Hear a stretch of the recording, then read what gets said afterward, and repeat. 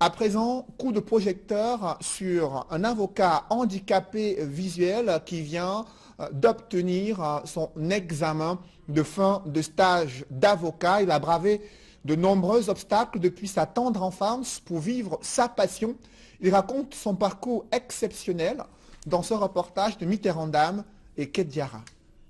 C'est au lieu dit la douche à Douala, au cabinet de maître Jean-Claude Biyiga, que nous sommes allés à la rencontre de maître Ngalembok, Jean-Vie Alfred, la nouvelle coqueluche du domaine de l'avocature au Cameroun.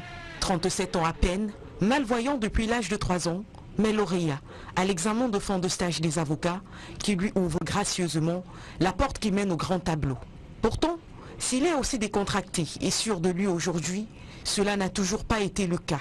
Décontenancé comme il a été durant tout son parcours primaire et secondaire par des chefs de nombreux établissements qui ne voulaient pas forcément de lui. Bon, mais j'ai tout été énervé. En fait, c'est ma résistance qui a fait qu'à un moment donné, même si on avait du mal à me croire, mais comme on voyait surtout ma persévérance, mon zèle, finalement, on me prenait. C'est à Boulou Blind Center, à Bouya, qu'il obtient son First School Living Certificate, l'équivalent du CEP.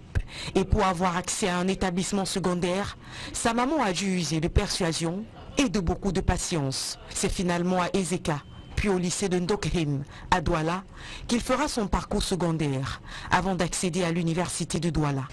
Bon, à l'université de Douala, je n'ai pas eu tout le problème en ce qui concerne mon inscription. Je me suis inscrit là-bas sans problème. J'ai fait mon parcours de la première année en 4e année. Et après, j'ai eu ma maîtrise en droit. À l'université aussi, il fera face à une grosse difficulté, la presque absence des livres. Les livres en braille au Cameroun n'existent pas. Il n'y a pas d'imprimant. C'est vrai qu'il y en a, il y a quelques centres qui s'efforcent d'imprimer les documents en braille, bon, mais ils sont tellement limités. En droit, pratiquement, ça n'existe pas. Son arrivée au cabinet de maître Biyiga est pur fruit de hasard. Il est arrivé ici parce que le bâtonnier de l'ordre des avocats, dans le cadre de ses prérogatives, avait pour obligation de lui trouver un cabinet de stage quand il s'en est trouvé dépourvu. C'est comme ça que j'ai été sollicité et j'ai accepté.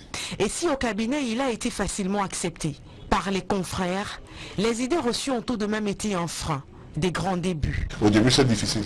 C'est très difficile parce qu'à un moment donné on se dit est-ce qu'il peut. On veut le limiter à certaines tâches. Mais après il m'a venu me voir plusieurs fois pour me dire il ne se sent pas suffisamment utilisé. Il voudrait aller plus loin, il voudrait... Et là, on y allait.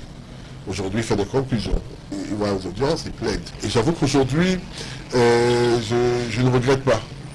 Parce que j'ai appris à côté de lui. Mais à l'extérieur du cabinet, Maître Ngalé doit encore faire face à des pensées rétrogrades. La véritable difficulté, ce n'est pas lui, c'est par contre le regard des autres.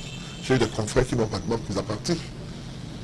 Lui également, on a pu partir au palais, il nous disait mais qu'est-ce qu'il vient faire ici, il ne peut pas faire autre chose. Et moi, il y a une conscience qui m'a pratiquement vertement tensé. Il me dit mais pourquoi est-ce que je l'ai pris? J'ai dû me fâcher, je lui ai dit madame, où est votre problème? Je peux le former. Et je lui donne sa chance. Loin d'être frustré par ce type de réaction réprobatrice, il avance fièrement, le regard tourné vers le futur. D'ailleurs, maintenant qu'il est avocat, dit-il, il faut bien trouver la spécialité du métier sur laquelle son handicap ne peut avoir aucun effet néfaste. On peut faire beaucoup de choses dans l'avocature, donc ce n'est pas seulement le fait d'aller ouvrir un cabinet et puis recevoir des clients. Je pense que c'est une profession qui est ouverte, donc il va falloir que je me spécialise dans un domaine.